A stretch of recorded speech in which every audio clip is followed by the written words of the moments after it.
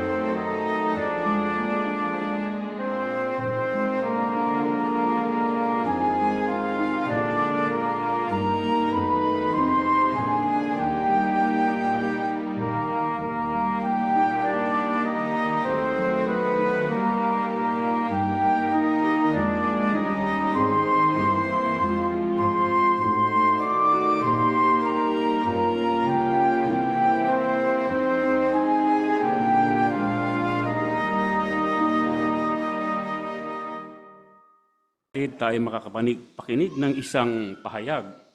Ito ay batay sa ating Malaya o kaya Biblia. Mga kapatid, ang kanyang pamagat ay magkaroon ng marunong na puso. Ito po ay ipapahayag sa atin ni Brother Jeffrey Guevara, nagmumula pa sa North Itza, English. Pakisuyo po, Brother Jeffrey.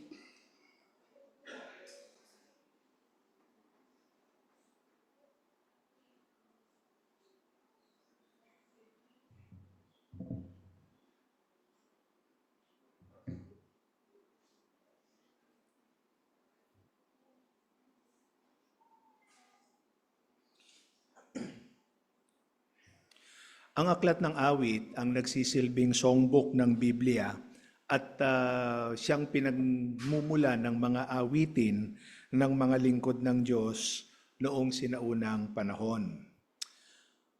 Samantala, ito ay sinulat ng iba't ibang mga individual na kinasihan ni Jehovah, gaya nila David, Asap, at iba pang mga salmista. Pero partikular ang isa sa mga awit na bibigyan pansin natin ngayon, ito ay isinulat ni Moises. At kung bakit natin gustong tingnan ng awit na ito ay sapagkat dinidiin dito yung bagay na kailangan nating magkaroon, magtamo ng pusong marunong. Bakit kailangan natin ang pusong marunong? Bueno, nanyayahan ko kayong tingnan ang awit 90. Tingnan natin ang talata 10. Awit 90 dito sa talata 10. Kung inyo nakita, ganito ang ating mababasa. Sabi rito, ang haba ng buhay namin ay 70 taon o 80 taon sa mas malalakas.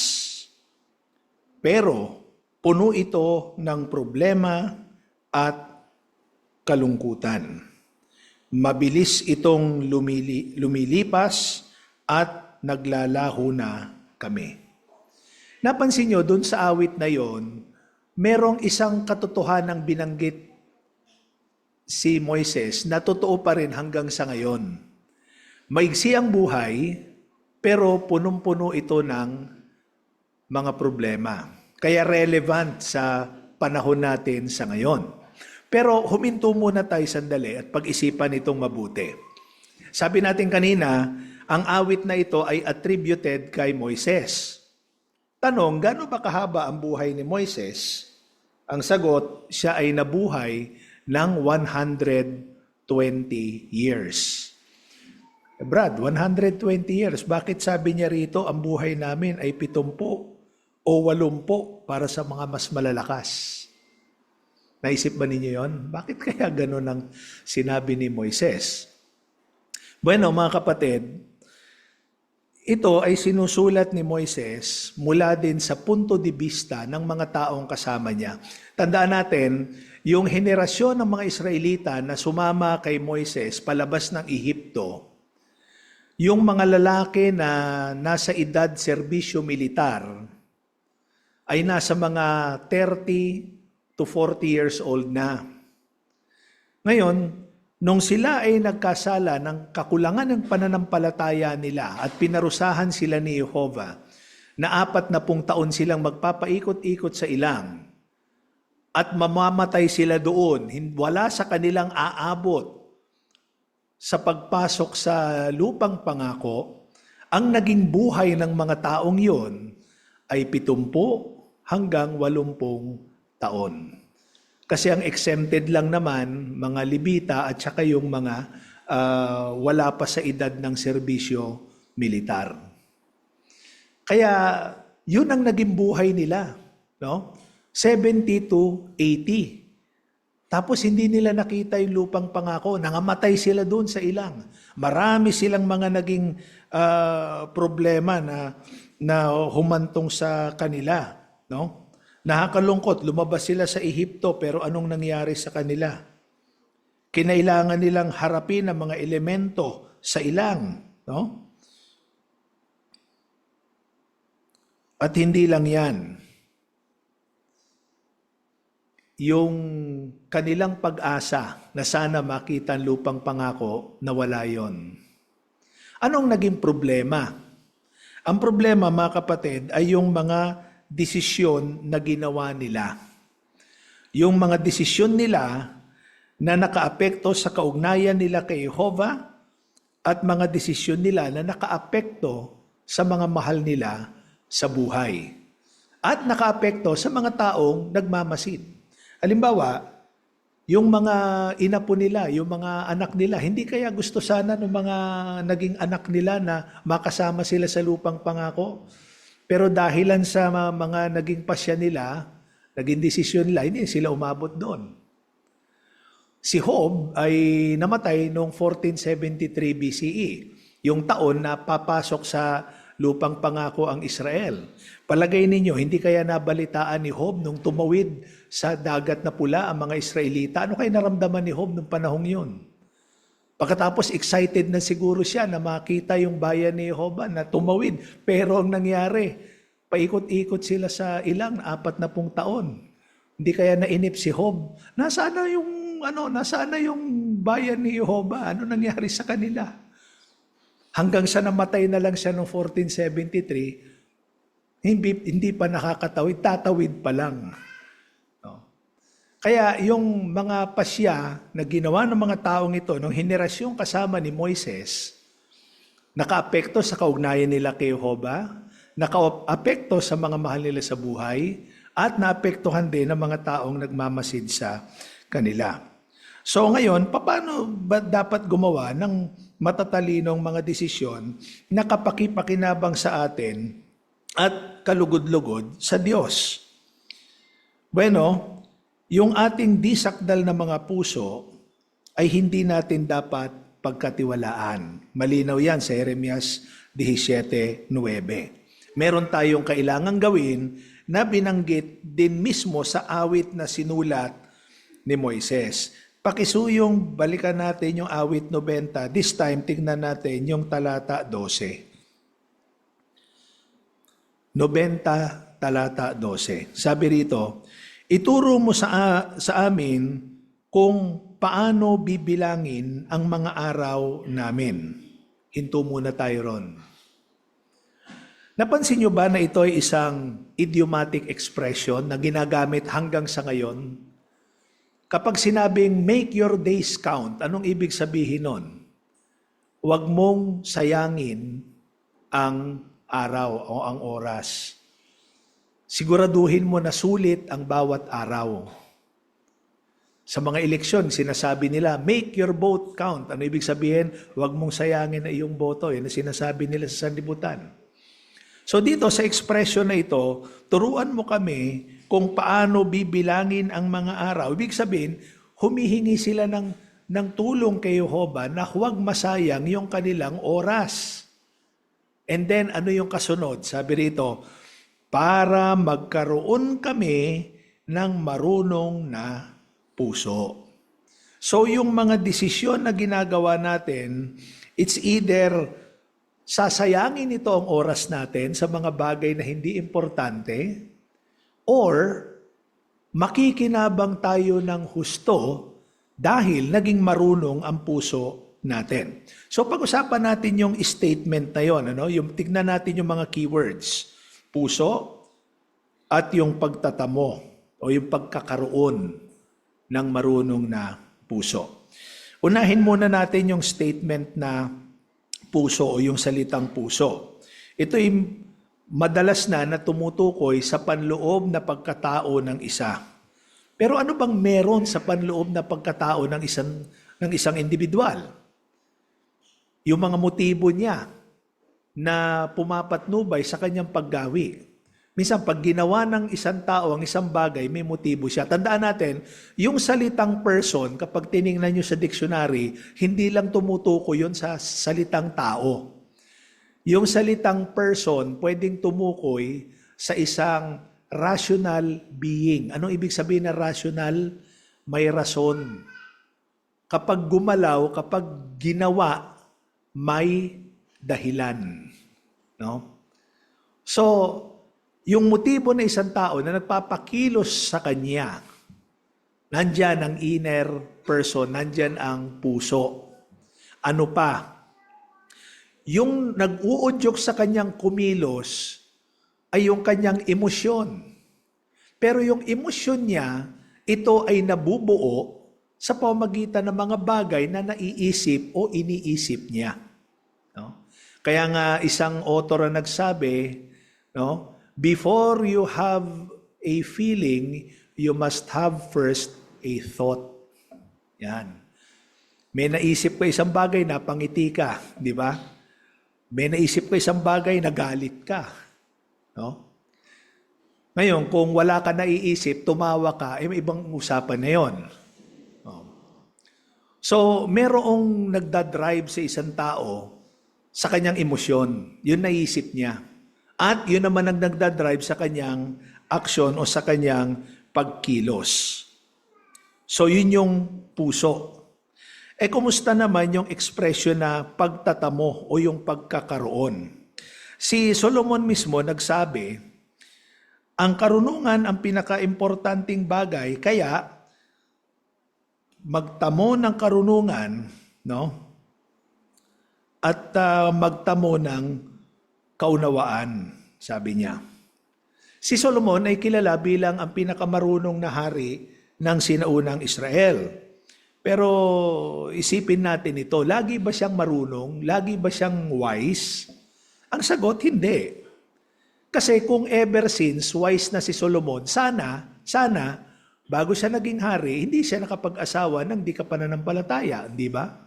Sana, yung nanay ni Rehoboam ay hindi isang Amonita. So malinaw yung wisdom na acquire ni Solomon. At tandaan natin, ang wisdom, merong wisdom na makasanlibutang wisdom. At ang hinahanap natin, ang topic ng pahayag na to, ay yung nasa Kawikaan 2:6, yung karunungan o wisdom na nanggagaling sa Diyos. Isang bagay ang mapapahalagahan natin dito.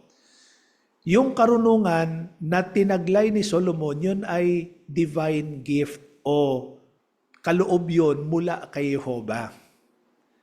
At ang isang ma-appreciate natin bagay doon ay si Jehovah, nagbibigay siya ng karunungan kahit ano ang background mo.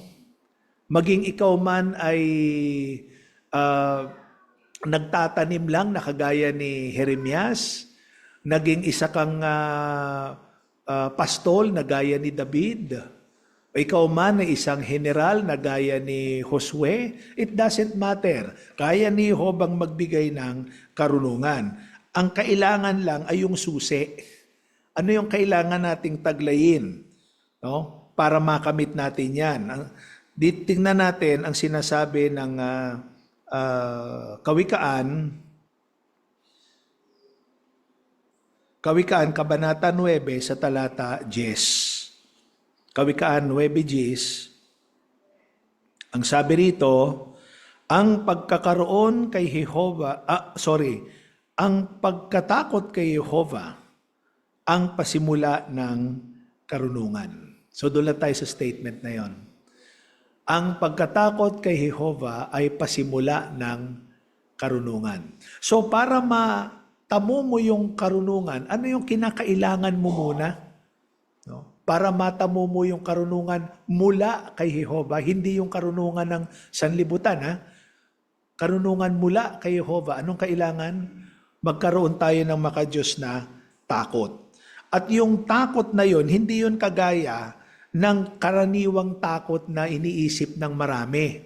Kasi yung fear, kadalasan dinidefine ito as yung expectation of harm. Parang may ini-expect ka na pinsala na darating sa'yo. Yun ang takot. Pero yung takot na tinutukoy dito ay halaw sa salitang Hebreo na may kaugnayan sa pagiging maingat.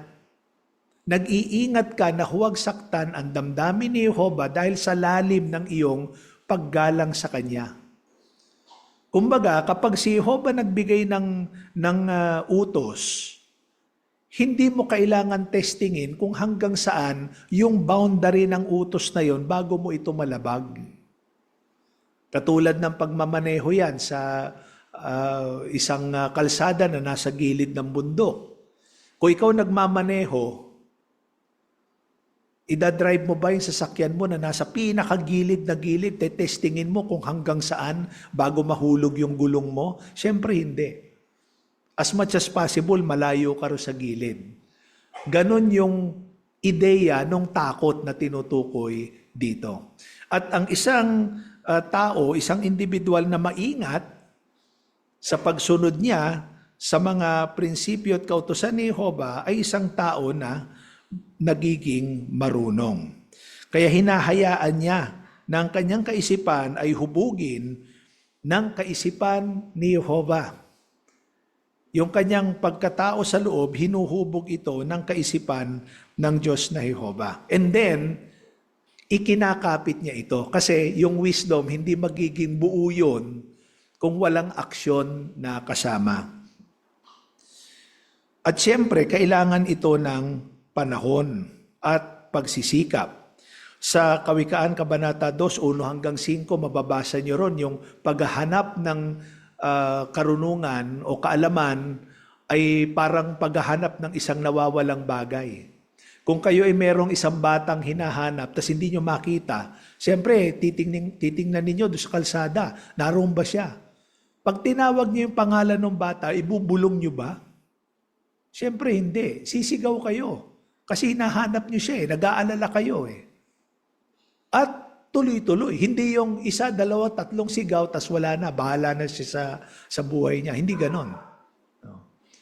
Ganyan ang paghahanap ng karunungan. Kailangan ng effort, kailangan ng panahon. Sa Kawikaan 23:23, sinabi rin na kinakailangang bilhin No? Bilhin ang katotohanan, huwag ito ibebenta.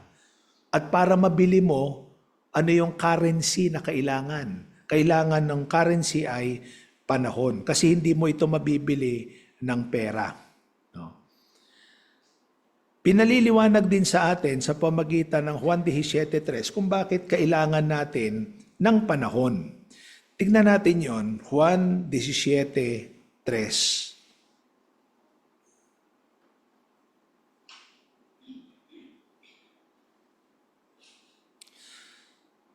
Sabi ni Jesus sa kanyang panalangin, nung gabi bago siya arestuhin, sabi niya, para magkaroon sila ng buhay na walang hanggan, kailangan nilang makilala ka ang tanging tunay na Diyos at ang isinugo mo si Jesucristo.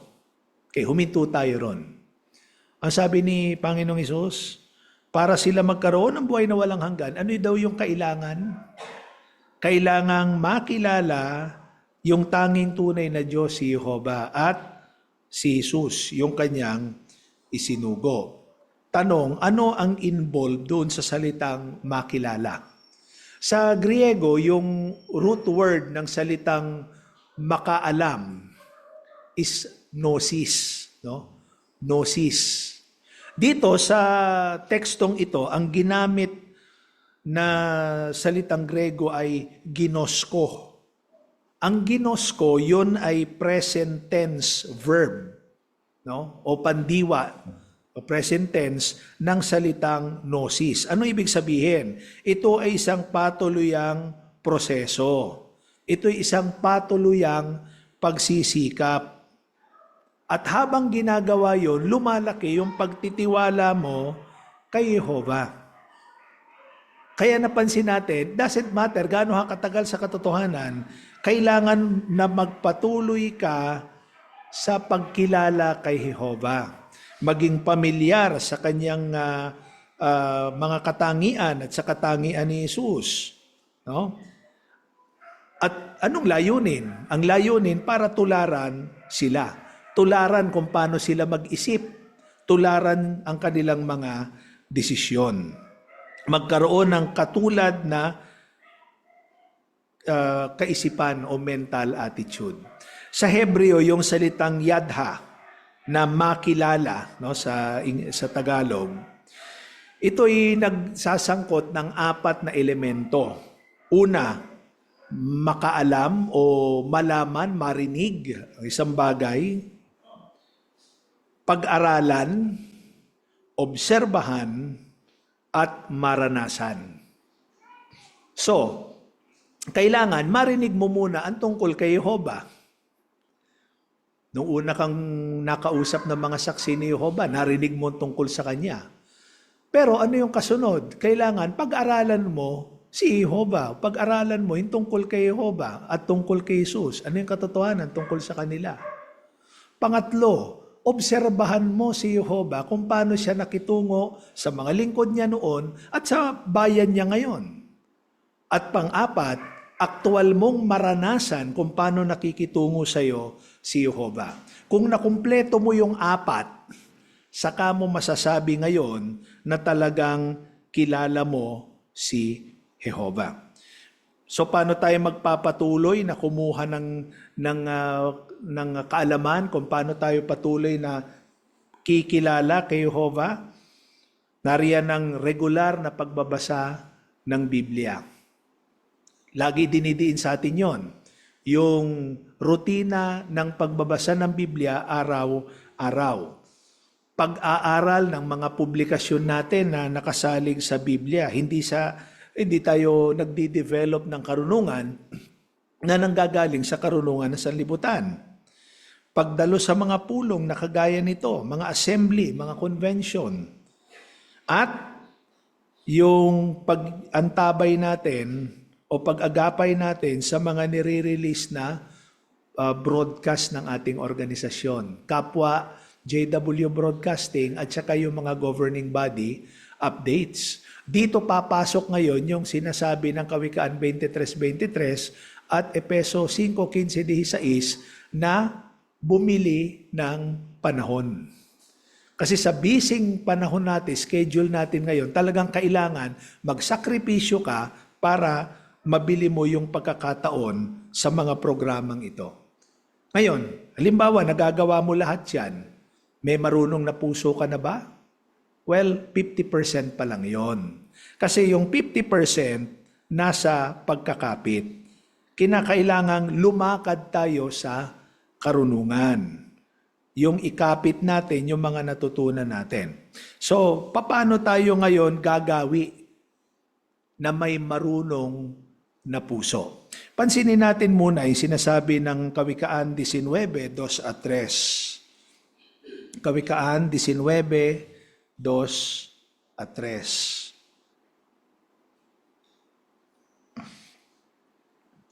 Sabi rito, hindi mabuti para sa isang tao na wala siyang alam. Totoo naman yun, di ba? O, tuloy natin. At ang kumikilos ng padalos-dalos ay nagkakasala. Okay, kung hindi ka nag-isip mabuti, kumilos ka, talagang hahantong sa problema, no? Pero sabi niya, kakasala ka. Ngayon, ito yung madalas nakikita natin do sa verse 3. Ito yung patibong, no? Sabi rito sa talata 3. Ang sariling kamangmangan ng tao ang nagliligaw sa kanya. Pero, sabi dito, at ang puso niya ay nagagalit kay Jehova. Napansin niyo yun? Padalos-dalos, hindi gumamit ng karunungan. No? So, dahil hindi siya gumamit ng karunungan, hindi siya naprotektahan, nagkamali siya. After na magkamali siya, sa halip na ma-realize niya na yung sarili niyang kamangmangan ang nagpahamak sa kanya, anong nangyari? Kanino siya ngayon natitison? Kanino siya nagagalit? Kay Jehova.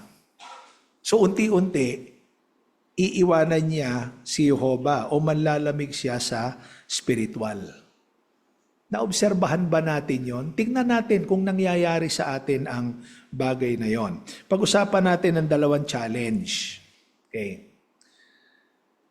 Kasi yung mga challenges na to nag-i-illustrate na pwede tayong mahulog do sa trap na binanggit do sa Kawikaan 19. Okay, challenge number 1. Nadismaya tayo sa ating kapananampalataya. Ang totoo, lahat tayo hindi sakdal. Ngayon, dahilan sa hindi kasakdalan at dahilan sa constant interaction, may tendency tayong madismaya sa ating mga kapatid. At kung mapapansin ninyo kung sino yung laging magkasama, sila yung may mas mataas na chances na magkasamaan ng loob, di ba? Ito yung reality, yung nasa Ecclesiastes 7, 20 hanggang 22, pinapakita sa atin yung realidad na yon. Ecclesiastes 7, 20 hanggang 22. Okay. Ganito yung sabi. Dahil walang taong matuwid sa lupa na laging tama ang ginagawa at hindi nagkakasala. O parang no? Parang reflection ng Santiago 3:2 ito, di ba? O. Ngayon, tignan natin yung sinasabi ng 21 at 22. Huwag mo ring dibdibin ang lahat ng sinasabi ng mga tao para hindi mo marinig na isinusumpa ka ng lingkod mo. Dahil alam na alam mong isinusumpa mo rin ng maraming beses ang ibang tao. So, wag mong pakikinggan yung mga sinasabi ng tao. Kasi baka marinig mo, kinikriticize ka rin nung familiar sa'yo. Kung minsan yung over-familiarity, hindi rin maganda. Ngayon, bakit hindi mo dapat pansinin? Kasi ikaw mismo, guilty ka rin nun. Ngayon, gaano kahalaga yung bagay na yon, mga kapatid? No? Gaano kahalaga yon? Sa organisasyon ngayon na kung saan tayo ay naglilingkod na sama-sama and we are working closely together, ang tendency, yung imperfection ng bawat isa magra-rub off sa iba. At nakakaapekto ito. Halimbawa, si Apostol Pablo, nung panahon niya, may kasama siya noon, si Demas, ayon doon sa 2 Timoteo 4, Gs. Nung panahon na si Crescente, pumunta na ng ibang bayan, si Tito, pumunta na ibang bayan, ang naiwan sana sa kanya si Demas. Ang problema, nagbago yung priority ni Demas. Hindi natin alam kung anong dahilan kung alin yung naging mas mahalaga para sa kanya.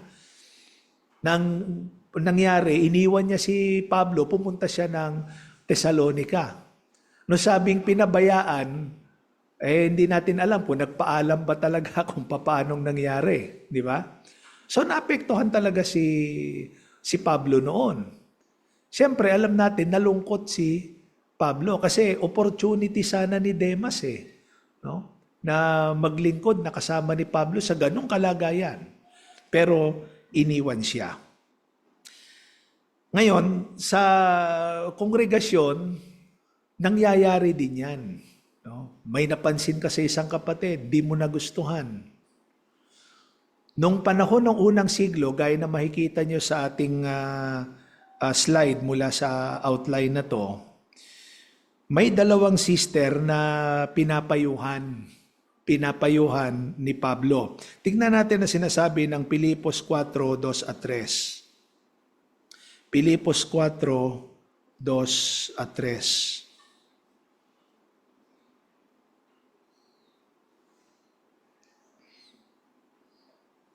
Sabi rito, hinihiling ko sina Euodia at Sintike na magkaroon ng iisang kaisipan, no, habang naglilingkod sa Panginoon.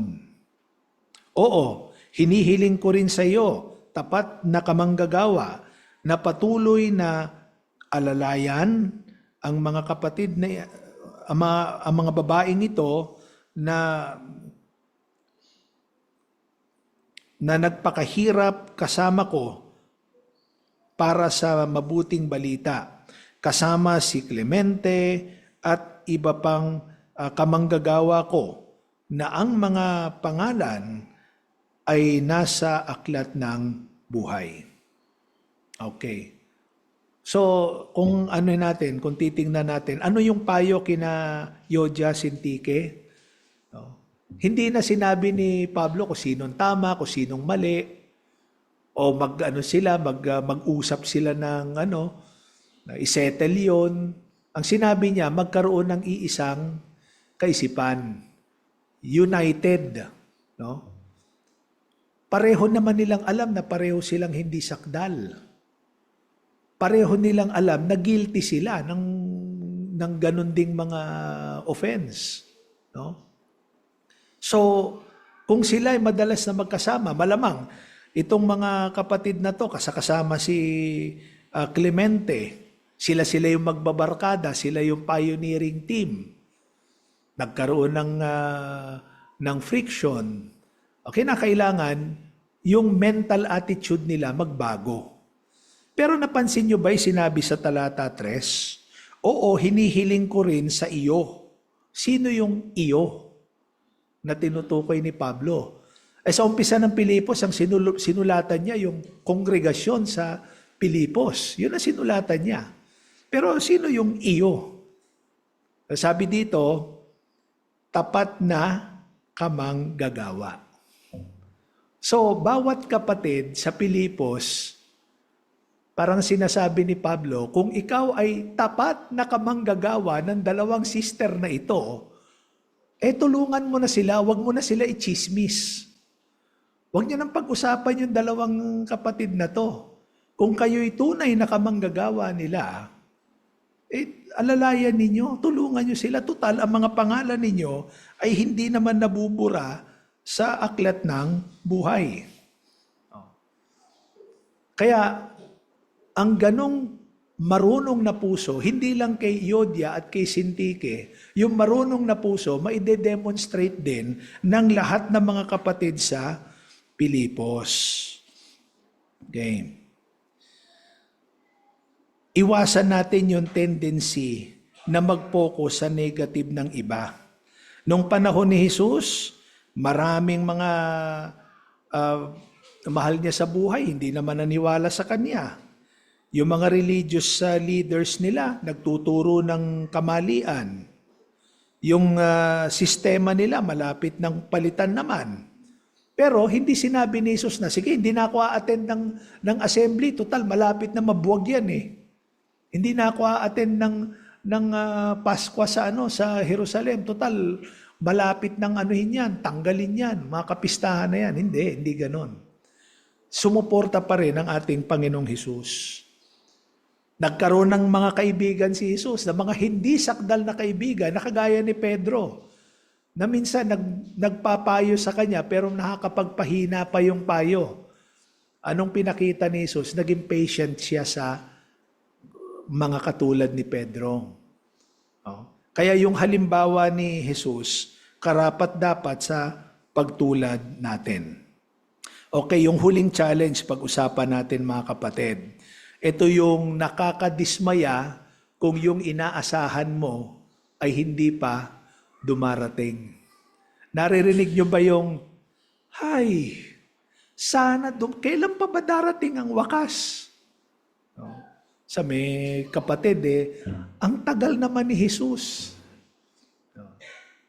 So, minsan matagal na tayo sa katotohanan, tumanda na tayo sa katotohanan, pero hinihintay pa rin natin na darating ang wakas, no? Ngayon, siyempre, ang mga saksi ni Jehovah, hindi naman tayo kinasihan at hindi rin naman tayo infallible o hindi nagkakamali. Yung mga unang siglong Kristiyano nga puro mga anointed Christian yan, nagkakamali din sila. Gaya ng ulat sa Gawa 1:6 at 2 Tesalonica 2 at 1:2. Kung babasahin niyo yung mga tekstong yon, patunay yon na sila mismo nagkakamali sa kanilang expectations. So, kung minsan, kinakailangan na magkaroon tayo ng adjustment sa understanding natin. Ano ba yung realidad? Tingnan natin ang Kawikaan 4:18. Kawikaan 4:18. Sabi dito, pero ang landas ng mga matuwid ay gaya ng maningning na liwanag sa umaga, na patuloy na lumiliwanag hanggang sa katanghaliang tapat. So, by principle, yung mga katotohanan, papaano isinisiwalat sa atin, hindi sa panaginip, paano ito ay unti-unti. Unti-unti tayong tumatanggap ng kung tawagin natin mga bagong liwanag. Pero, dinidiin pa rin natin yung pagkanalalapit ng wakas kasi yun ang utos ni Jesus maging mapagbantay. No? At magbigay ng lubos na pagpapatotoo sa mga tao. Ngayon, gusto nating tingnan yung huling teksto natin, Habakuk Kabanata 2, talata 3. Habakuk Kabanata 2, talata 3. Okay. At ito'y tutulong sa atin, Sabi rito, dahil ang pangitain ay naghihintay pa sa takdang panahon nito, at ito ay nagmamadali papunta sa wakas o katuparan. Wakas nito. At hindi ito magiging kasinungalingan. Kahit na nagtatagal ito, patuloy mo itong hintayin. Dahil ito ay tiyak na magkakatotoo. Hindi ito maaantala. pansinin natin sa English, ginamit yung dalawang salita na delay at saka yung late. Even if it seems to delay, na parang nagtatagal ito, it will not be late. Ano ba yung kaibahan ng delay sa late? Pag naiinip ka sa isang bagay, ang naiisip mo na di-delay siya. Limbawa, sa biyahe papunta rito, may mga dinaanan yung sasakyan o nagkaaberya sa daan. No? So, delay yon. Hihinto ka talaga. No? Delay yon. Papakarga ka ng gasolina, delay yon. Pero ibig ba sabihin, magiging late? Hindi. No? Kadalasan yung delay, nasa perception ng naghihintay. Ngayon, ang organisasyon natin, maraming mga pagbabago. Umaagapay ito sa nangyayari sa sanlibutan. Ang sanlibutan ni Satanas, hindi nito hihintayin ang bayan ng Diyos.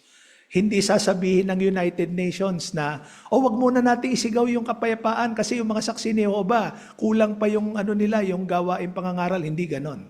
Hindi tayo hihintayin. Pero the fact na ang organisasyon maraming mga pagbabago ngayon kasi nakikita nito pabilis ang mga pangyayari. Ang mga organizational changes ngayon, mas marami kaysa noong araw. Maalala niyo yung sinabi sa Habakuk, nagmamadali sa katuparan. No? Kaya hindi magiging late ang pagdating ng wakas. Kaya anong lesson natin dito mga kapatid? Para magtamo tayo ng pusong may karunungan, mag-aral na mabuti. At bawat pagsubok, bawat hamon na dumarating sa atin, gawin nating oportunidad ito para linangin yung mga qualities, mga katangian na kailangan natin para lalo tayong tumibay. Yan ang paraan para tayo ay magtamo ng pusong may karunungan.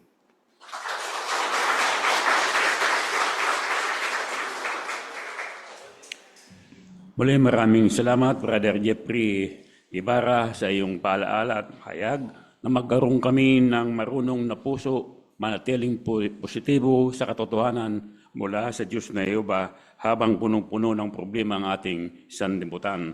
Tayo ay dadako na sa ikalawang bahagi ang pag-aaral ng bantayan. Pag-aaral ngayon ay December 2025, Artikulo 50, tularan ang kakumbabaan ni Jehovah. Ito ay pangangasiwaan ni Brother Isi Bariliaga, ang kanyang kasama si Brother Isal Magpili.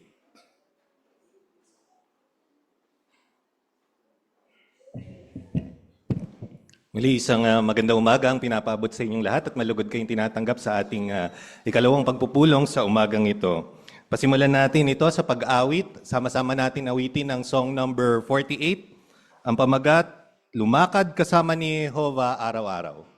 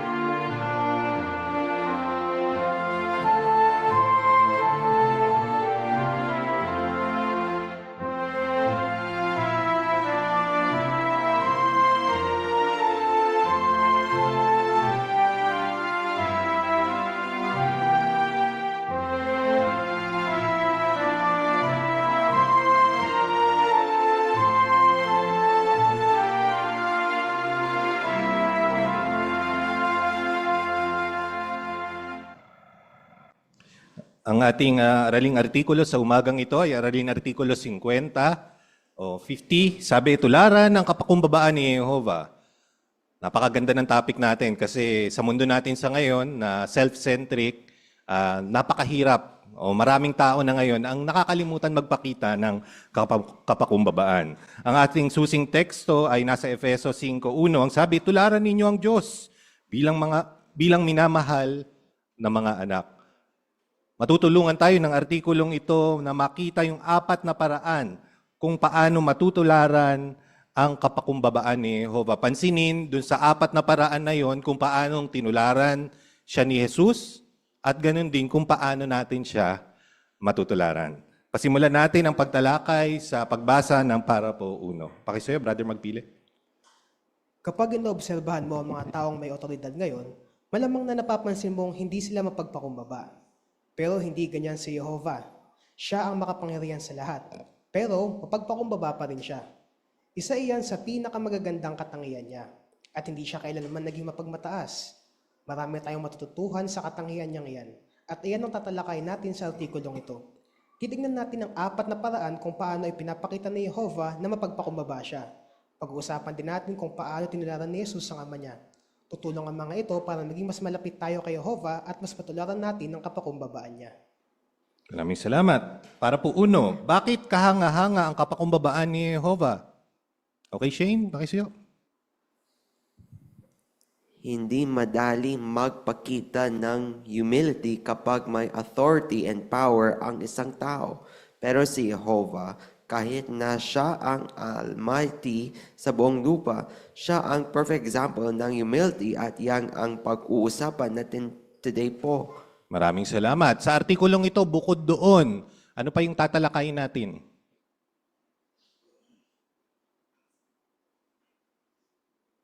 Ano yung papalitawin nating mga punto? Brother Iganya.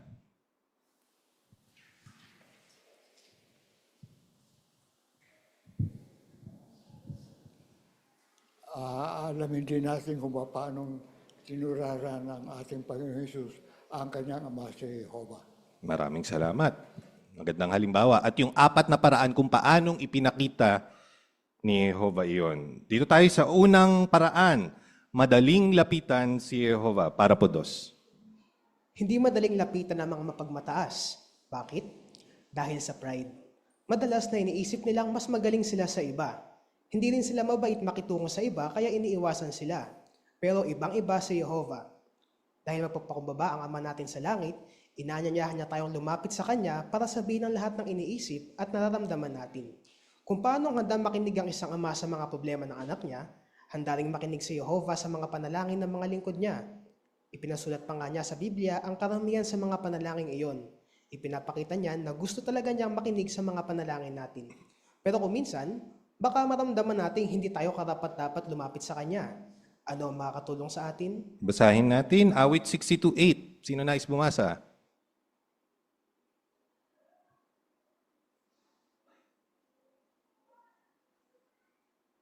Brother Jeric, maestro. Lagi kayo magtiwala sa Kanya, o bayan.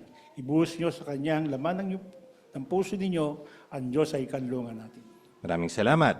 Ano ang sinasabi ng awit 62:8 tungkol kay Jehovah? Dito tayo sa ating bisita. Brother Guevara. Tama? Sorry. So, mapagpakumbaba ang Diyos na Jehovah.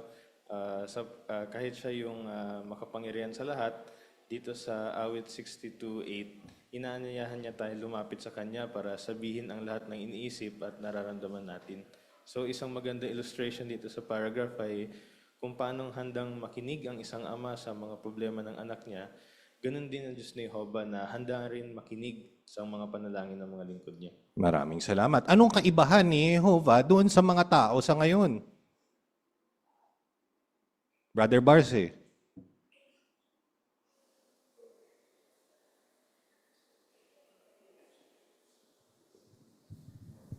Ibang-iba talaga kapag ang isang tao ay prominente, may kakayahan. Kapag lumapit ka sa kanya, nung kang iintindihin. Pero si Jehovah, kapag lumapit ka, siguradong talagang aaninyahan ka pa na lumapit sa kanya, ano man ang problemang kinakaharap mo, ay bibigyan ka ng magandang solusyon. Maraming salamat. Ano kaya yung alternative scenario doon sa picture na nakikita natin kung hindi madaling lapitan yung tatay?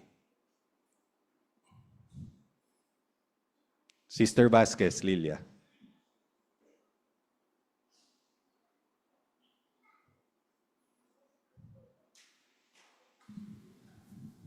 Kung ang tatay ay hindi madaling malapitan, siguradong sinesermo na niya yung kanyang anak. So maaaring sabihin niya, ano ba yung ginawa mo? Hindi mo ba alam na pineperwisyo mo kami? So dito sa picture, ipinakita yung kapakumbabaan ng ama. Sa halip na magalit, nakinig muna siya doon sa anak niya. Ano yung reason? Bakit ginawa ng bata yon?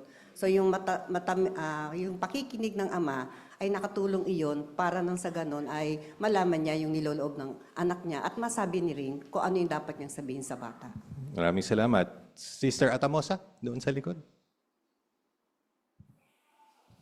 At kung papansin po natin yung gesture po ng tatay, hindi po, pinantayan niya yung anak niya. Pinadaman niya na hindi ako, kasi usually po pag ang magulang na nagagalit, hindi na po niya gagawin yun, kundi magsasalita na lang na magsasalita. Pero diyan pinakita niya, pumantay siya dun sa anak niya. Pinadama niya na, sige, sabihin mo lahat kung ano yung nararamdaman mo para maging easy para po dun sa bata na masabi kung ano talaga yung nangyari po. Oo, maging authoritative yung level no? Pag nakatayo kang ganun eh. Brother Calso.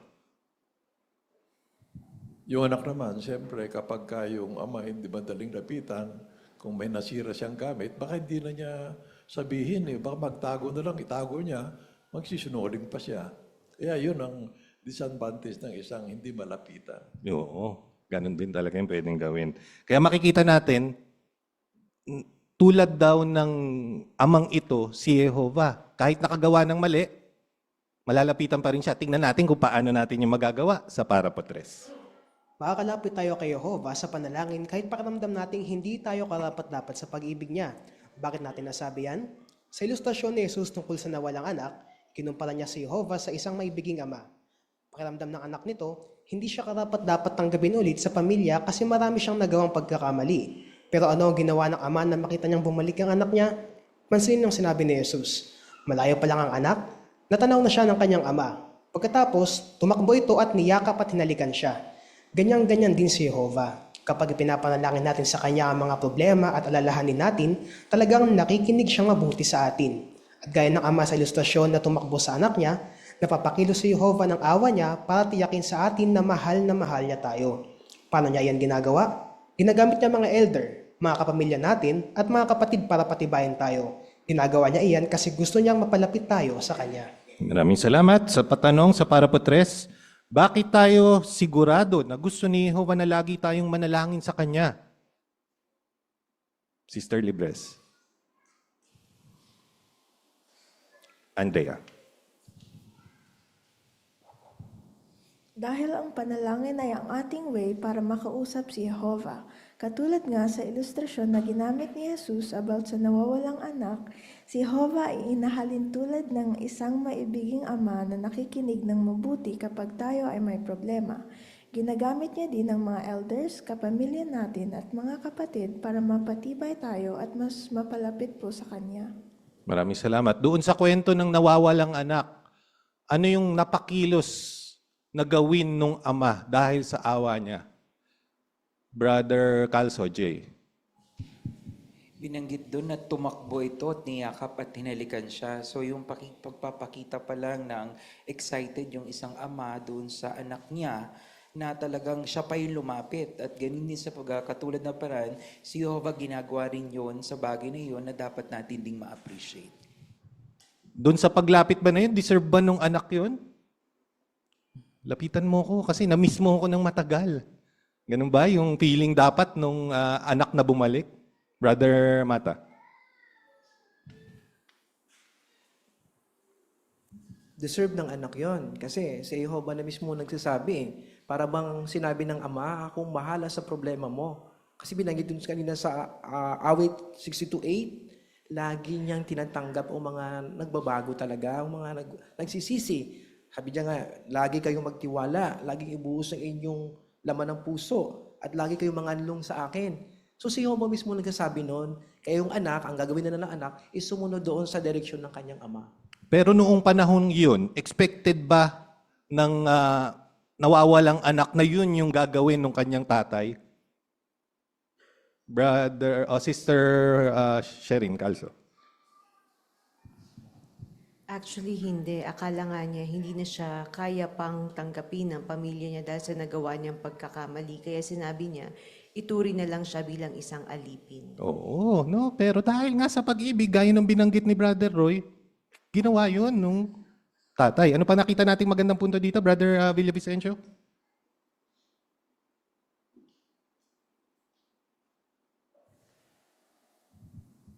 Maganda rin yung binanggit doon sa Isaiah 57:15 kasi binanggit doon sa gitnang bahagi, sabi doon nakatira ako sa mataas na banal na lugar pero kasama rin ako ng mga nagdurusa at mga mapagpakumbaba. Kaya kung iisipin natin dito, ang Diyos na Yehova, napakataas.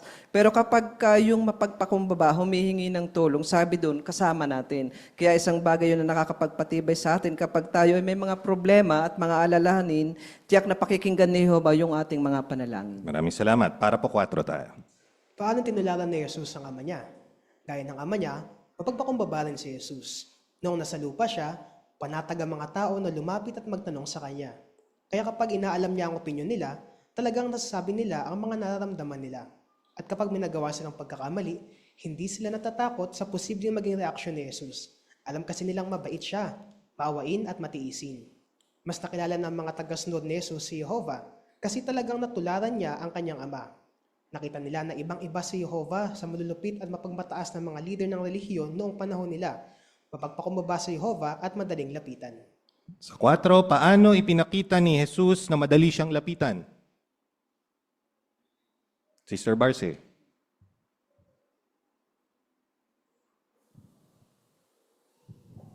Tulad po ng kanyang ama na si Jehovah, mapagpakumbaba si Jesus, madali siyang lapitan, kaya panatag ang mga tao na lapitan siya. Kaya kung may gusto silang itanong kay Jesus, panatag ang loob nila kasi alam nila na si Jesus mapagpakumbaba, mabait, at kapag nakagawa sila ng hindi maganda, hindi sila natatakot na lumapit kay Jesus kasi alam nila na si Jesus hindi malupit, sa halip maunawain.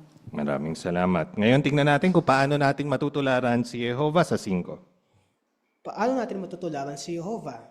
Kapag magpakumbaba tayo, magiging mas madali para sa iba na lumapit sa atin. Bakit? Kasi kapag hindi tayo mapagpakumbaba, magiging mainggitin tayo. May isip natin na mas mataas tayo kaysa sa iba. At magiging mahirap para sa atin na magpatawad. Dahil sa mga bagay na yan, iiwasan tayo ng iba. Pero tutulong ang kapakumbabaan para maging mabait tayo sa iba, mapagpasensya at handang magpatawad. Mga katangian yan na hinahanap ng iba sa mga gusto nilang maging kaibigan. At mas dapat ipakita ng mga elder na madali silang lapitan. Para magawa nila iyan, maganda na lagi nilang kasama ang mga kapatid. Ibig sabihin, sisikapin nilang dumalo in person sa Kingdom Hall, kung posible, imbis na sa pamamagitan lang ng video conference. At depende sa kalagayan nila, sinisikap nila makasama ang mga kapatid na mangaral sa bahay-bahay. Makakatulong ang mga iyan para mas makilala ng mga kapatid ng mga elder at magiging mas madali sa kanila na humingi ng tulong sa mga brother na ito. Sa 5, paano makakatulong ang kapakumbabaan para maging mas madali sa iba na lumapit sa atin?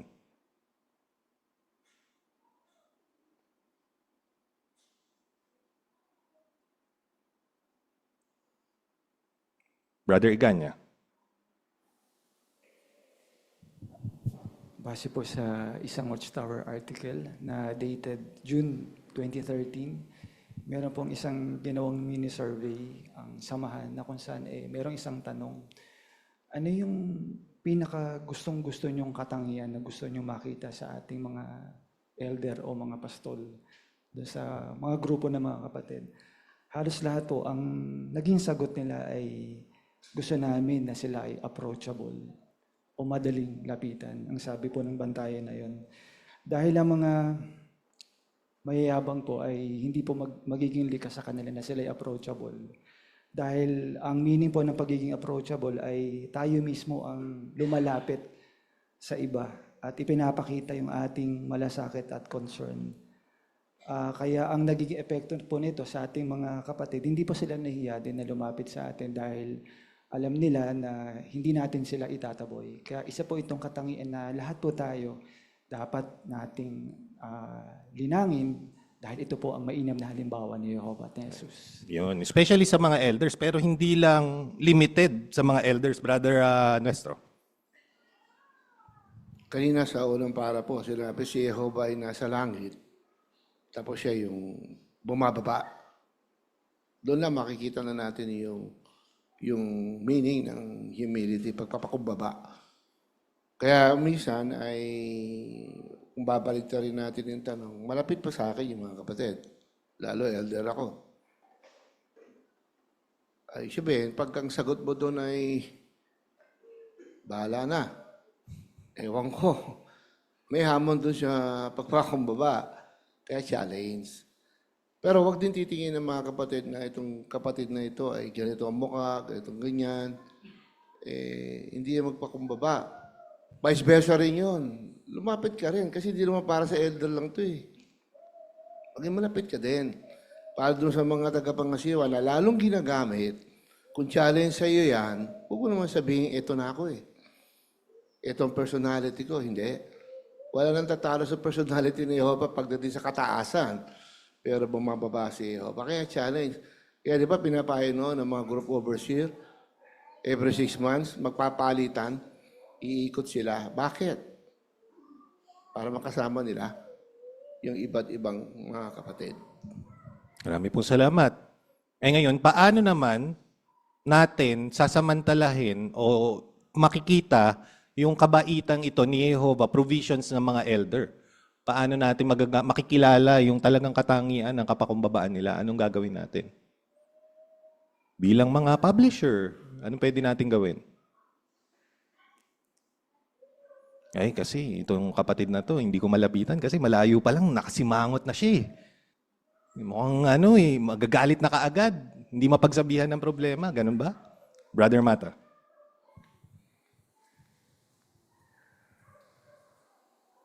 Dito sa diwa ng Colossus chapter 3 verse 12 to 14, maganda na ipakita natin yung mga mabubuting katangian ni Jehovah. Halimbawa, binanggit dyan na magpakita kayo ng tunay na pagmamalasakit, kabaitan, kapakumbabaan kayo nahunan. Tapos binanggit pa sa 13, patuloy ninyong pagtiisan ng isa't isa. Yan ang mga bunga ng Espiritu na tutulong sa atin na maging madaling lapitan, mapagpakumbaba tayo sa mga kapatid. Ibaba natin yung ating kalagayan para mga kapatid lalapit sa atin. So, ibig sabihin, ito yung mga gusto ni Jehovah sa mga ginagamit niya. Kahit sa mga publisher, yan din. Actually, sa lahat ng saksi, yan ang gusto niya, hindi na sa mga elder. Maraming salamat. Sister Guevara?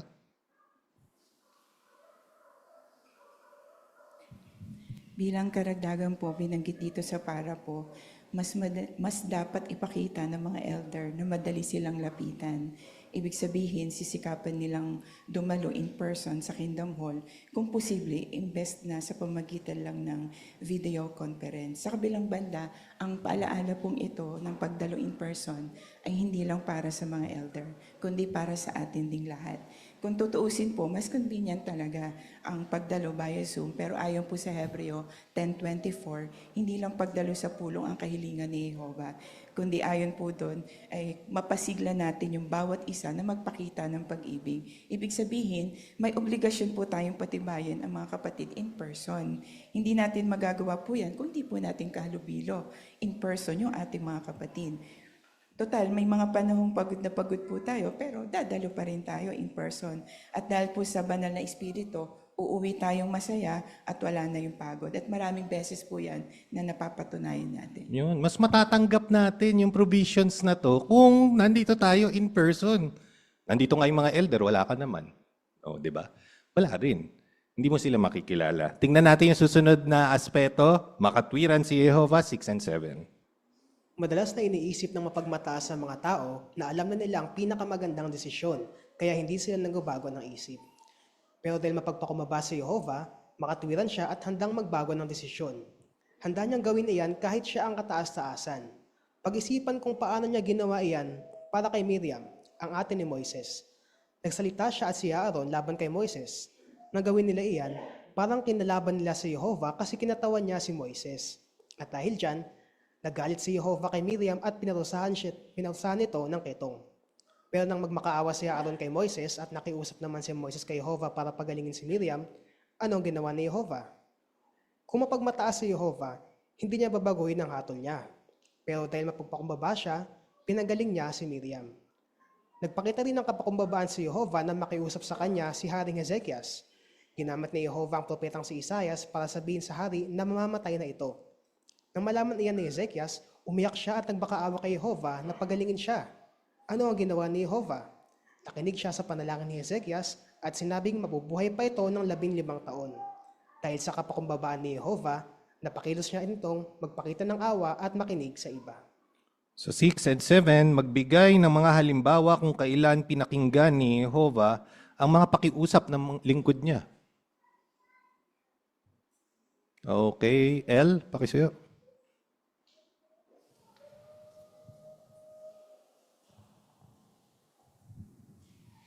Mga tuwiran si Jehovah sa maraming different paraan. Noong nagchichismosa si Miriam at si Aaron tungkol kay Moses, na may leprosy si Miriam. Pero si Aaron at si Moses gustong pagalingin siya, kaya si Jehovah ay pagaling siya.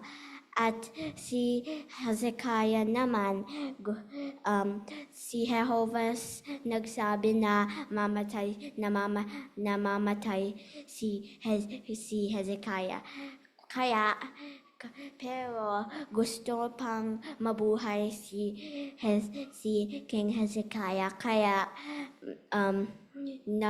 nag-add si Jehovah ng 15 buwan sa buhay niya. Taon. No. Okay, maraming salamat. Ano yung natutunan natin tungkol doon sa pagdedesisyon ni Jehovah? Sister Umali. Dahil Diyos Jehovah at kataas-taasan, pwede sanang absolute na yung mga desisyon niya, hindi na pwedeng baguhin. Pero dahil mapagpakumbaba siya, naging makatwiran siya nung nakiusap si Moises kay Jehovah at pinakinggan niya ito at pinagaling si Miriam. Nakita natin na makatwiran si Jehovah doon kasi alam niya na mahal ni Moises at Aaron yung kapatid nila na si Miriam. Oo, maganda yon. Brother Guevara.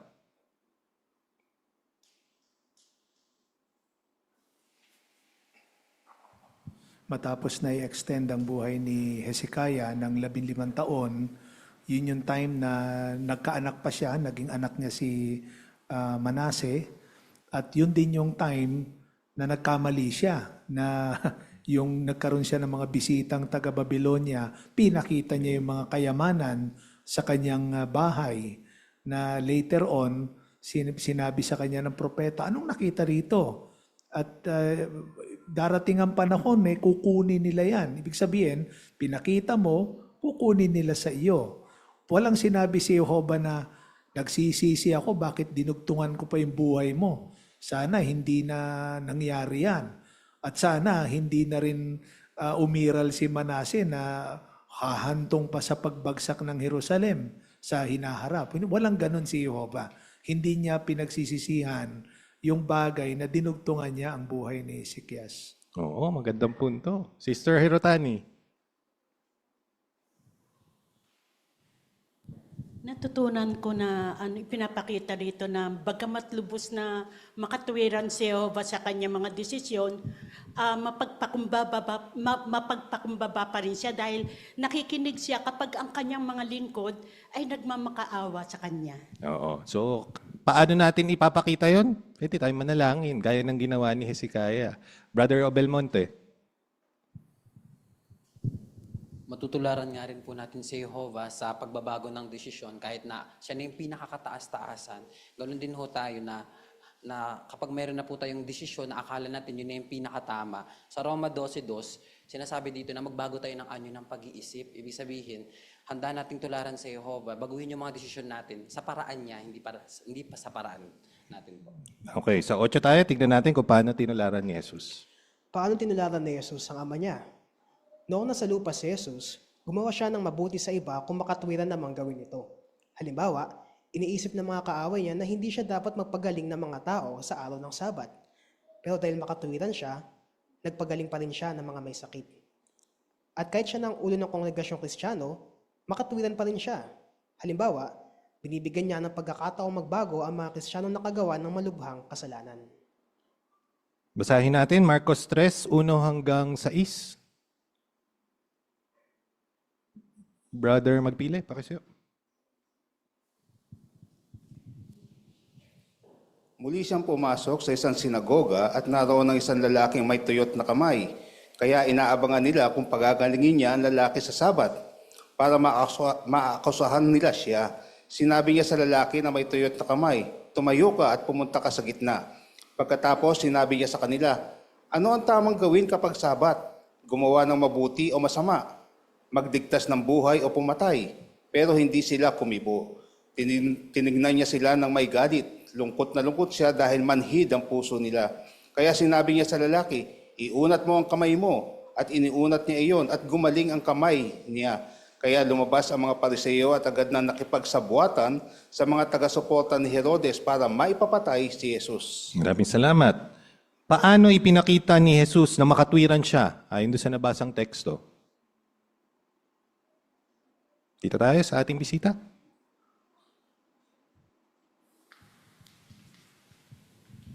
Kapag po pala Sabat, bawal magtrabaho kasi schedule po pala yun ng paglilingkod kay Jehovah. Kaya kunwari kapag merong may sakit, magpapagaling sa sabihin na nating doktor, bawal.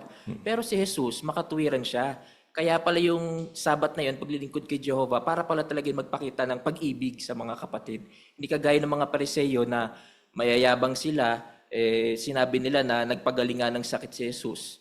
Kaya inakusahan nila siya. Pero si Jesus, makatwiran siya. Nagpakita siya ng pag-ibig. Pinagaling niya yung may sakit. Maraming salamat. Ngayon tingnan natin kung paano natin siya matutularan. Susunod na para po 9.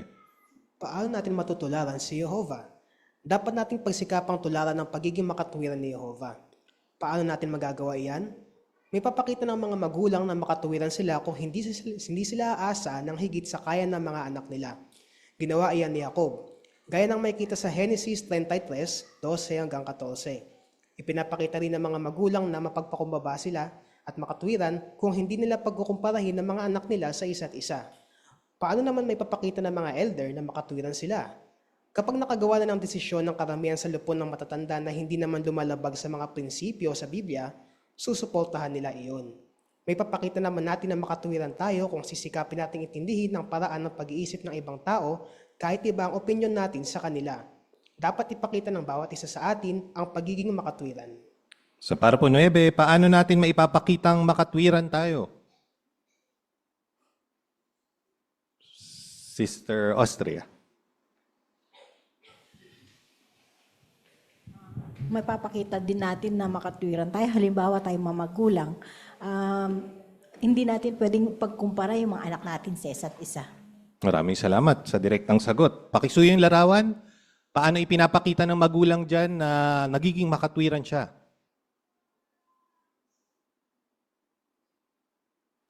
Magkaibang anak yan, ha? Ano, isa lang yung magulang. Doon tayo sa mother's room. Sister Atamosa, pakisuyo. Hindi pare-pareho ang kakayanan ng mga anak natin. Kaya maging makatwiran tayo sa mga inaasahan po natin sa kanila. Tulad sa larawan, ang batang brother ay kaya mag-alok ng masayang buhay sa may bahay. At ang batang sister ay kaya mag-alok naman ng JW contact card. Kahit magkaiba sila ng kakayanan, makikita natin nakangiti ang ama nila sa ginagawa po nila. Di niya inaasahan na pareho sila ng gagawin, kundi sinuportahan niya sila sa kaya nilang gawin. Maraming salamat. Kumusta naman sa kongregasyon? Lupon ng matatanda. Pare-pareho naman kayo nakaabot sa pamantayan, sa guidelines. Pare-pareho na ba ng desisyon yon? Pare-pareho na ba ng pag-iisip yon? Brother Umali. Natutunan ko dito na kapag yung karamihan, iba yung desisyon nila doon sa naging desisyon ko, magandang simulain. Unang Timoteo 3:3. maging makatwiran. Magandang study note doon sa salitang makatwiran. Literal pala ibig sabihin nun, magparaya. Ibig sabihin, kung may personal akong pananaw, point of view, kagustuhan, magpaparaya ako kung ano yung desisyon ng majority, susuportahan ko. Magandang punto yun, yung magparaya. Sa Zoom tayo, Brother Arjona.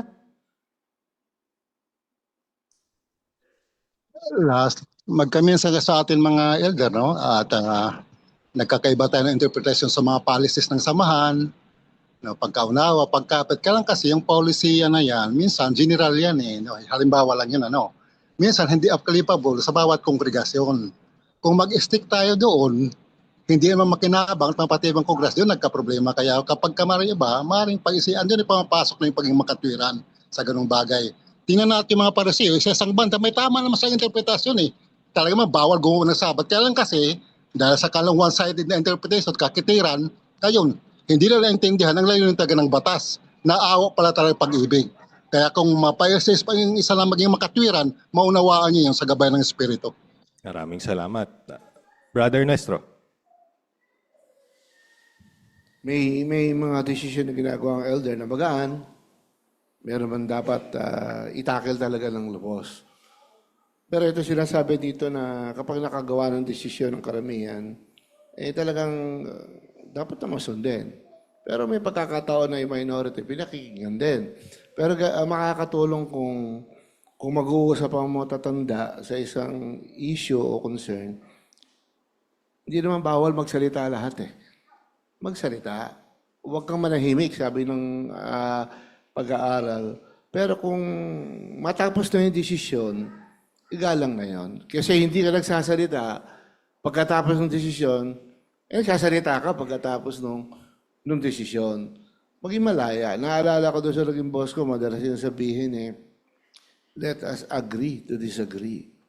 Open nyo lang yun. Pero may paggalang sa labong desisyon. Yan. At yun yung nakakatulong para mapanatili pa rin yung dignidad sa loob ng lupon ng mga matatanda. Susunod na katangian, handang maghintay si Jehovah para po, Jis. Napansin ba ninyo na ayaw maghintay ng mga tao mapagmataas? Dahil iyan sa pride nila. Pero hindi ganyan si Jehovah. Talagang handa siyang maghintay at wala nang ibang mas magandang halimbawa kaysa sa kanya.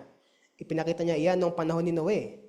Sinabi niya na maghintay siya ng 120 taon bago niya pukusain ng masasama noong panahong iyon. Nakatulong iyan para mapalaki ni Noe ang mga anak niya at maitayo ang arka.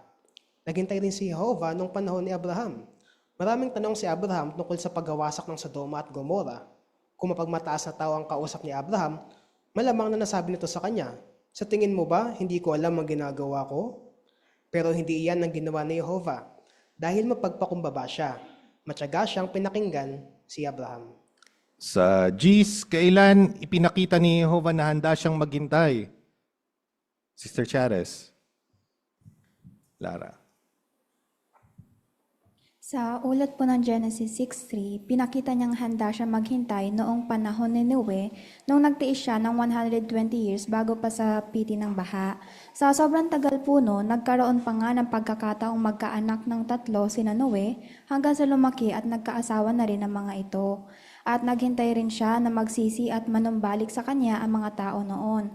Pero sa huli, ang pamilya nga lang po ni Noe ang nakaligtas. Maraming salamat. Pero hindi niya pinagsisihan yun, no? Na naghintay pa. Ano? Kayo na lang niligtas ko. Dito tayo sa ating kapatid. Isa pang punto. Bago bisita.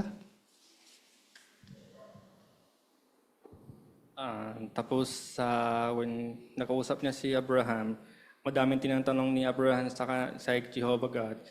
Pero talaga very patient siya. Hindi siya malakas yung passion na. Hindi siya, kung sa mga proud people, baka sinabi na, baka ang dami mong tanong, sa tining mo ba, hindi ko alam ang ginagawa ko. Pero si Jehovah hindi niya ginawa yun. Talaga sinagot niya lahat ng question niya. Oo. Talagang napakaganda ng katangian ni Jehovah. Ngayon, tignan natin kung paanong pinapakita ni Jehovah sa ngayon yan, sa 11. Naghihintay rin si Jehovah sa panahon natin ngayon. May tinakda siyang panahon para sa wakas. At hinihintay niya iyon dahil hindi niya gusto mapuksa ang sinuman, kundi gusto niya na ang lahat ay magsisi. Anong resulta ng paghihintay ni Jehovah? Milyon-milyon ang napalapit sa kanya. At umaasa tayong marami pa ang gagawa niyan. Pero hindi ibig sabihin nito na lagi na lang maghihintay si Jehovah. Mahal niya ang mga tao, pero hindi siya konsentidor. Lilipulin niya ang masasama sa hinaharap. 2 Pedro 3:9. Sige, Andre, pakisuyo. Brother Panganiban. Si Jehovah ay hindi mabagal sa pagtupad sa pangako niya. Gaya ng iniisip ng iba, ang totoo, matiisin siya sa inyo dahil hindi niya gustong mapuksa ang sinuman, kundi gusto niya na ang lahat ay magsisi. Maraming salamat. Sa 11, paano ipinapakita ni Jehovah na naghihintay siya sa ngayon? Kaswato nung tekstong nabasa natin. Sister Barce.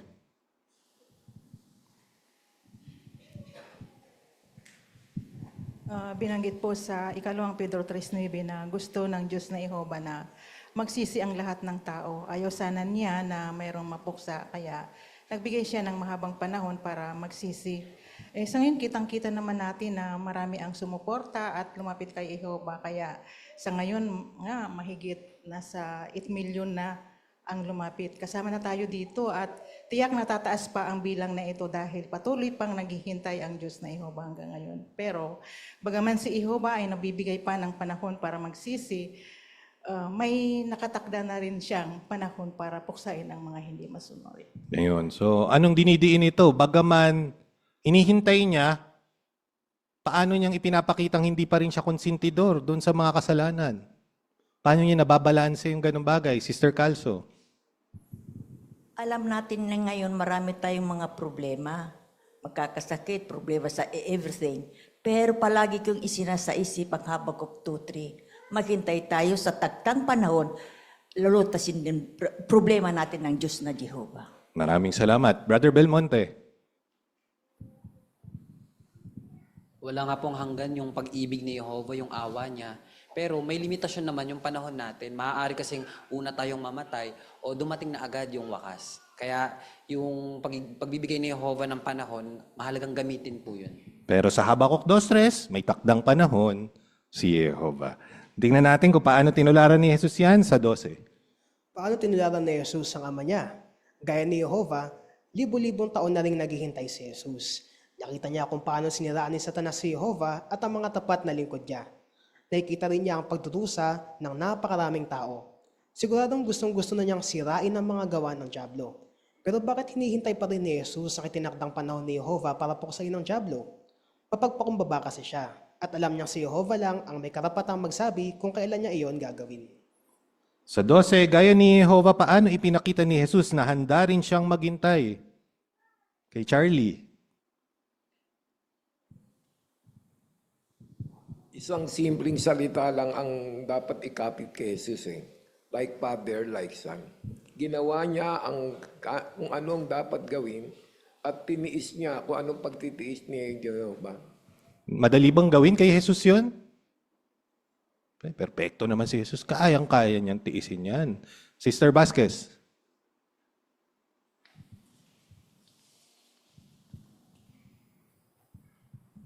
Hindi nga kasi nakikita niya kung paano yung paninira ni Satanas dito sa mga tapat na lingkod ng Diyos. So kung tutuusin, kung ikaw yung gusto mo gumanti ka agad para matapos na yung pagdurusa ng tao. Pero si Jesus, naging mapagkumbaba siya. Kasi alam niya, hindi siya ang pwedeng gumawa noon. Ang may karapatan lang, ang Diyos na Jehovah. Eksakto. Para po 13 tayo. Naging matyaga rin si Jesus sa mga apostol niya. Paulit-ulit silang nagtalo kung sino ang pinakadakila. Pero sinukuhan ba sila ni Jesus? Hindi. Alam niyang magbabago rin sila. Sigurado siyang sa tamang panahon, matututo rin silang maging mapagpakumbaba. Nakikita mo ba ang sarili mo sa mga apostol? May mga pagkakamali ka rin bang paulit-ulit na nagagawa? Hindi ba napakasarap isipin na mayroon tayong mapagpakumbaba at matyagang hari? Sa 13, paano at bakit naging matyaga si Jesus sa mga apostol niya? Ito tayo sa ating bisita muli.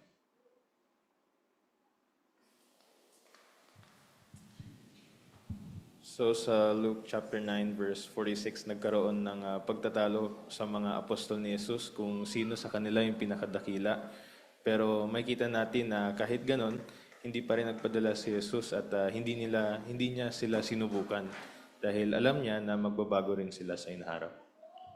Maraming salamat. Yung paulit-ulit, Ano dapat na inaramdaman ni Jesus nung pagkakataong iyon? Pansinin ninyo. At ano yung pinakita niya? Buti sana kung isang beses lang nangyari, no? Baka mapatawad pa. Pero gaano kaganda yung uri ng kapakumbabaan ni Jesus? Sister Atamosa.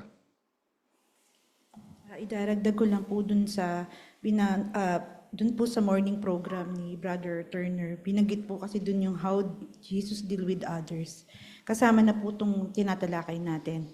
Pinakita po doon ng binanggit na ang ginagawa po pala ng Panginoong Jesus, kaya kahit paulit-ulit ay tinuturuan sila at tinitrain. Kasi nakafocus po ang Panginoong Jesus doon sa magaganda nilang katangian. Kasi alam na po ng Panginoong Jesus na talagang itatakwil pa nga siya eh. Pero hindi siya doon nag-focus. Ang inisip po niya kung anong gagawin ng mga apostol niya at yung mga mabubuti po nilang magagawa pa. Maraming salamat. Tingnan natin kung paano natin matutularan sa 14. Paano natin matutularan si Jehovah? Para matularan natin kung paano mag-isip si Jehovah, kailangan nating tularan ang pag-iisip ni Kristo. Paano natin magagawa iyan? Kailangan nating basahin at bulay-bulayin ang mga ebanghelyo. Makatulong iyan para mas maintindihan natin kung paano mag-isip si Jesus. At napakahalaga ring hilingin natin kay Jehovah na tulungan tayo maging mapagpakumbaba at matiisin gaya ni Jesus.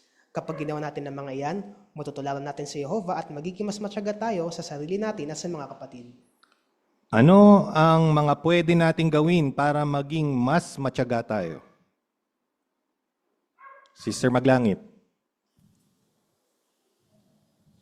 Doon po sa 1 Corinto 2:16, binanggit doon na taglayin natin yung pag-iisip ni Kristo. So, paano natin ito magagawa?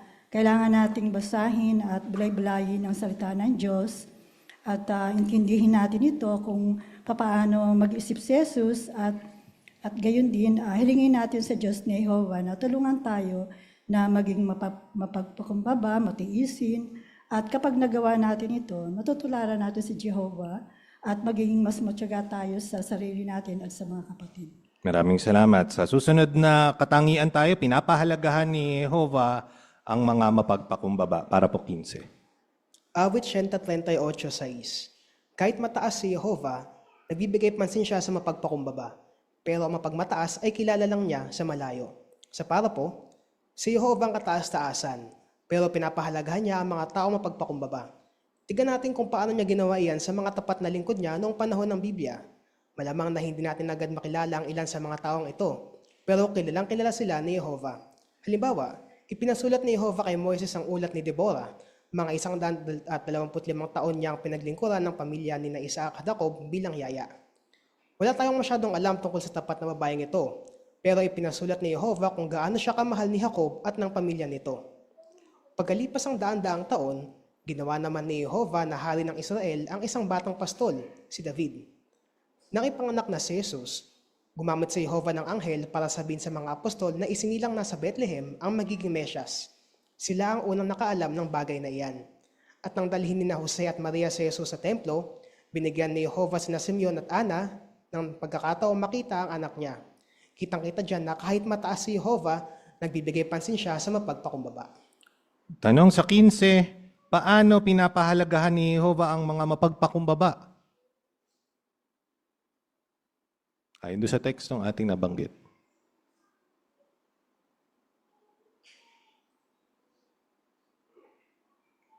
Pakisuyo, brother. Ano pong apelyido nila? Sige, pakibasa. Mayroon pong palang mga character sa Bible na parang hindi masyado mahalaga, hindi natin nabibigyan pansin.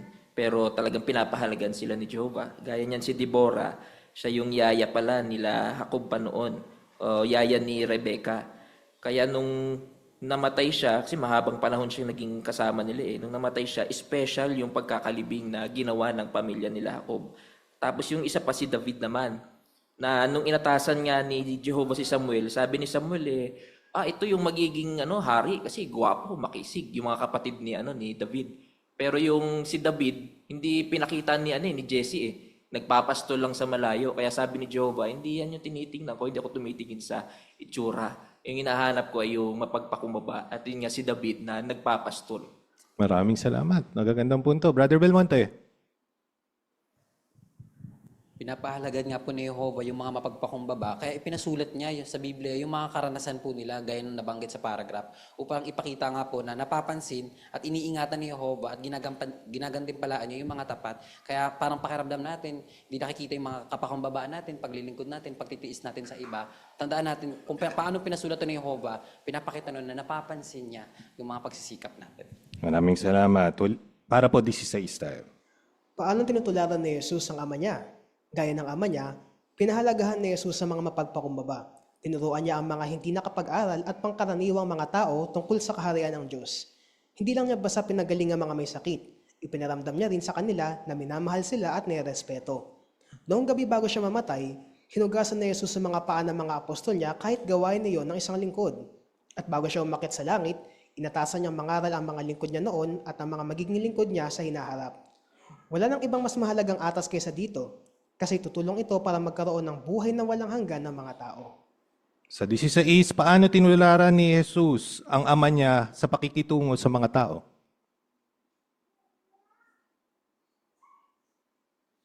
Brother Mata.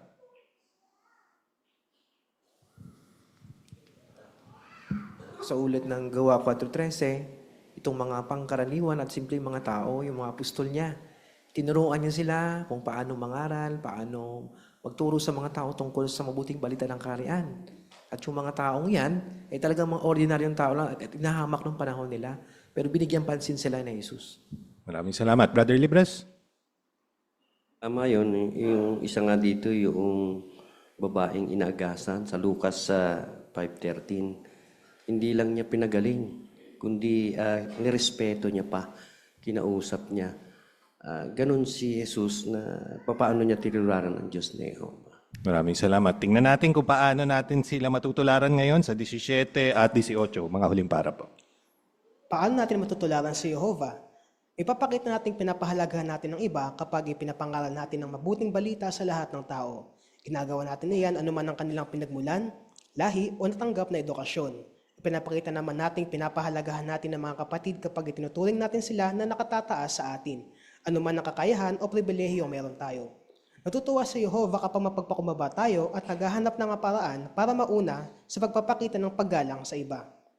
Kapag nagsikap tayo na tularan ng kapakumbabaan ng Diyos na Jehovah, madali tayong lapitan ng iba at magiging mas makatuwiran tayo at matiisin.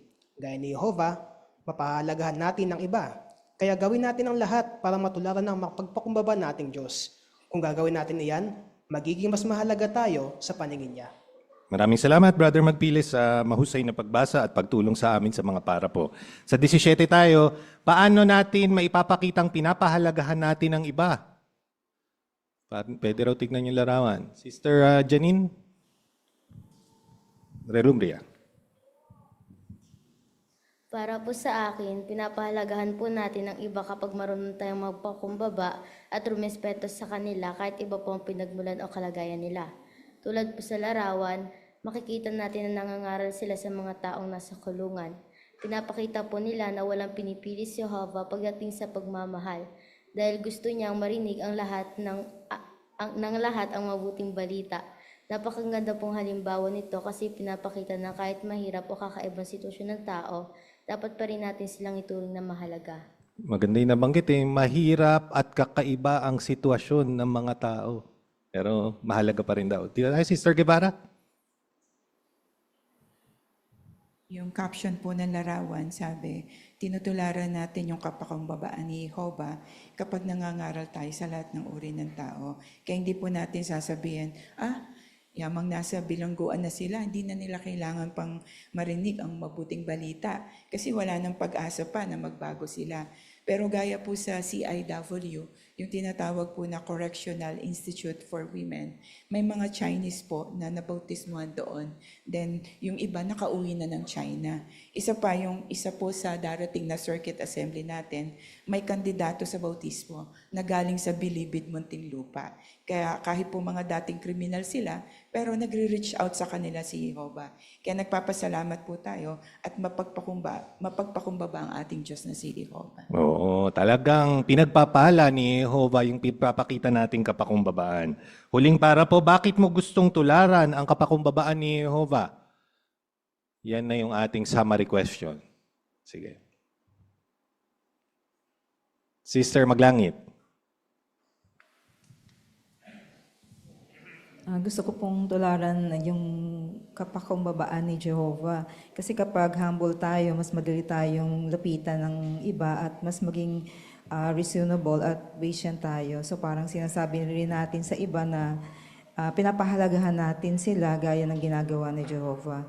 Kaya sa araw-araw, pwede tayong maging mapagpakumbaba sa pakikitungo sa pamilya, kaibigan, mga kapatid sa kongregasyon. So meaning po, makinig tayo at magpatawad at huwag maging prideful. Maraming salamat. Sa bahay nyo na lang talakayin yung ating repaso mga tanong mga kapatid. Oo, mahirap magpakita ng kapakumbabaan sa panahon natin sa ngayon. No? Pero kung titingnan natin si Jehovah, kung paano niya ito pinakita at yung magandang halimbawa ni Jesus, gamit yung Biblia, matutulungan tayo nito na unti-unting linangin ito sa ating sarili at ipakita ito kahit hindi nagpapakita ng kapakumbabaan yung sanlibutan na ating kinabubuhayan sa ngayon. Maraming salamat sa inyo mga kapatid. Sarahan natin ang ating pagpupulong sa pag-awit.